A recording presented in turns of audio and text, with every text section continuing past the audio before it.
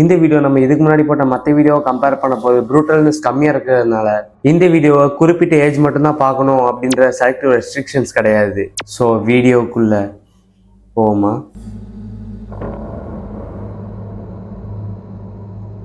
January 14, 1946 இங்கிலாந்துல Harold Shipman அப்படின்ற ஒரு பையன் பிறக்கிறான். சின்ன வயசுல ஒரு பிரைட் சைல்டா இருந்திருக்கான். ஒரு நாள் அவங்க அம்மாவோட லங்ஸ் கேன்சருக்காண்டி அவங்களுக்கு ஒரு பெயின் கில்லர் ஊசி அவங்க சொருவி இருக்காங்க. அந்த ஊசியோட பேரு தான் மார்ஃபைன். அவங்க அம்மாவை அந்த வழியில இருந்து காப்பாத்தின அந்த ஊசினால ஷிப்மேனுக்கு மெடிக்கல் இன்ட்ரெஸ்ட் வர ஆரம்பிக்குது.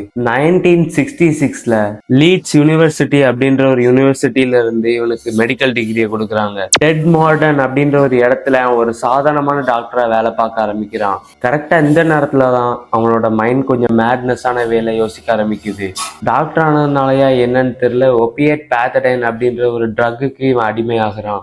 அடிக்ட் ஆயிட்டான். இந்த காரணத்தினால அந்த ஹாஸ்பிட்டல்ல இருந்து இவனை வேலையை விட்டு தூக்குறாங்க. வேலையை விட்டு தூக்குனது மட்டும் இல்லாம அவனை ட்ரக் ரீஹாபிலைசேஷன் அப்படின்ற ஒரு இடத்துல ஜாயின் பண்ணி விடுறாங்க. அது என்னடா இடம் அப்படின்னு கேட்டீங்கன்னா, அந்த ட்ரக்னால வர்ற கேஸ்ல மாற்றவங்கள அங்கதான் பிடிச்சி போடுவாங்க போல. சரி, அதுக்கப்புறம் அதுல இருந்து வெளியே வந்துட்டு அவன் ஹைட் அப்படின்ற இடத்துல 1977ல திருப்பி ஒரு டாக்டர் வேலைக்கு அப்ளை பண்ணி அந்த வேலையுமே அவனுக்கு கிடைக்குது. அதுக்கப்புறமே ஃபர்ஸ்ட் இருந்த மாதிரி டாக்டரா இல்லாம இப்போ ஒரு ரெஸ்பெக்டட் பர்சனா இருக்கான்.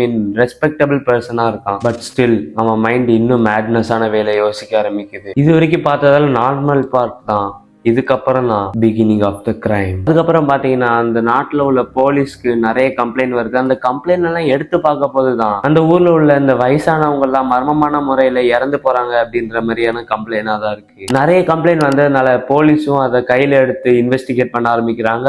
ஆனா என்ன சஃபிஷியன்டான எவிடன்ஸுமே இல்லாததுனால 1998ல அந்த இன்வெஸ்டிகேஷனை டிராப் அவுட் பண்றாங்க. இத்தனைக்கு அந்த கேஸ்ல போலீஸ்க்கு யார் மேலேயும் ஒரு சின்ன சஸ்பெக்ட் கூட வராத மாதிரி அந்த கொலை நடந்திருக்கு. அதுக்கப்புறம் அப்படி 2 மாசம் கழிச்சு ஒரு 81 இயர்ஸ் ஓல்ட் உமன், 81 வயசு உள்ள ஒரு பாட்டிய அவங்க ரூம்ல இறந்த நிலைமையில கண்டெடுத்திருக்காங்க. இத்தனைக்கு அவங்க ஃபேமிலி சொல்றதை வச்சு பார்க்கும்போது அந்த பாட்டிக்கு 81 வயசா இருந்தாலுமே அவங்க ரொம்ப ஹெல்த்தியா தான் இருந்திருக்காங்க. என்னடா அந்த கேஸ் ரொம்ப கிரிட்டிக்கலா போகுது அப்படின்னு சொல்லிட்டு அவங்க ரிசர்ச் பண்ண ஸ்டார்ட் பண்ணிருக்காங்க. அதுக்கப்புறம் தான் ஒரு முக்கியமான விஷயத்தை அவங்க கண்டுபிடிச்சிருக்காங்க. இந்த லேடி இறந்து போய் கண்டுபிடிக்கப்பட்டதோட சில மணி நேரத்துக்கு முன்னாடி தான் அவங்க வீட்டுக்கு ஷிப்மேன் விசிட் பண்ணியிருக்கான். உடனே இப்போ தான் போலீஸோட இன்வெஸ்டிகேஷன்ல சஸ்பெக்டுக்கு ஒரு ஆள் வந்திருக்கான். அதுக்கப்புறம் போலீஸ் மேலும் அதை பத்தி இன்வெஸ்டிகேட் பண்ணிட்டு இருக்க போதுதான் எக்ஸ்ட்ராவா 14 மெம்பர்ஸ் இறந்ததையும் கண்டுபிடிக்கிறாங்க. இன்னும் டீப்பா அவங்க ரிசர்ச் பண்ண போறதான் இன்னும் டெட்லியான சில விஷயங்களை கண்டுபிடிக்கிறாங்க. அந்த செத்த 14 மெம்பர்ஸுமே ஷிப்மேனோட ஹாஸ்பிட்டலுக்கு தான் போயிருக்காங்க.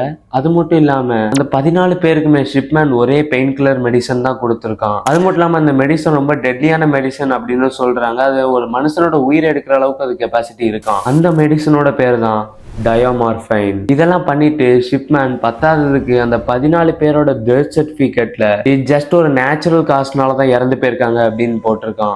சைன் பண்ணிருக்கான். இந்த 15 பேரை கொன்னதுனால அவனை ஆயுள் கால தண்டனை கொடுக்கறாங்க.